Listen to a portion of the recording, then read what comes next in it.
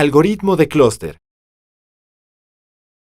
El algoritmo de clúster se utiliza para clasificar objetos en grupos con características similares. El algoritmo clúster realiza el siguiente procedimiento cuando se aplica en un conjunto de datos. Agrupa los datos en pares o tercias para facilitar el manejo de la información. El número de clústeres formados es subjetivo, ya que depende de la percepción de quien analiza los datos. Calcula los centroides de cada grupo de datos. Determina la distancia de cada elemento respecto a cada grupo de datos con la finalidad de agrupar los datos en cierto clúster. Calcula los centroides del nuevo grupo de datos. Determina nuevamente la distancia de cada elemento respecto al nuevo grupo. Comprueba las distancias entre cada elemento original y los clústeres obtenidos. Para preparar una base de datos nativa de R y así realizar un análisis clúster, haz lo siguiente.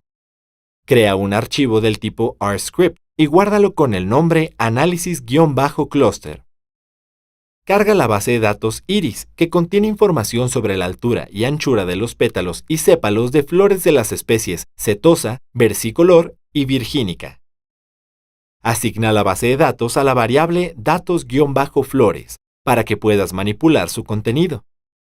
Despliega en una ventana el contenido de datos-flores. Observa que la base de datos está formada por 4 columnas con datos del tipo numérico y una de cadena de caracteres. Para obtener el clúster de la base de datos, haz lo siguiente.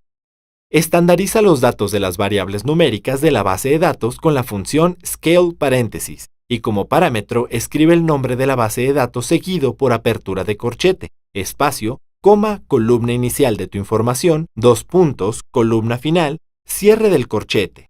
Luego, asígnalo a la variable datos-flores, que deberá tener la misma notación de corchetes que la función scale. Calcula la distancia euclidiana entre cada elemento de la base de datos con la función dist paréntesis, y como parámetro escribe el nombre de la base de datos seguido por apertura de corchete, espacio, coma, columna inicial de tu información, 2 puntos, columna final, cierre del corchete. Después, asígnalo a la variable distancia-euclidiana. Clasifica de forma jerárquica la información de tu base de datos por medio de la función hclust, paréntesis, y como parámetro usa la distancia euclidiana. Después, asigna esto a la variable agrupamiento. Agrupa los datos por similitud en tantos clústeres como desees. Para ello, usa la función qtree, paréntesis. Como argumento, usa la variable agrupamiento y especifica en K la distancia en la que deseas que el gráfico de árbol se seccione. Luego, asigna esta expresión a la variable kgrupos. Para graficar el análisis de un clúster, haz lo siguiente. Dibuja un dendrograma.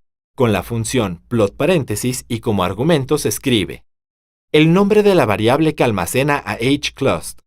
Las etiquetas del texto separadas de la coordenada 0 del eje horizontal, el tamaño del texto, las etiquetas con la información de la base de datos, el título del gráfico.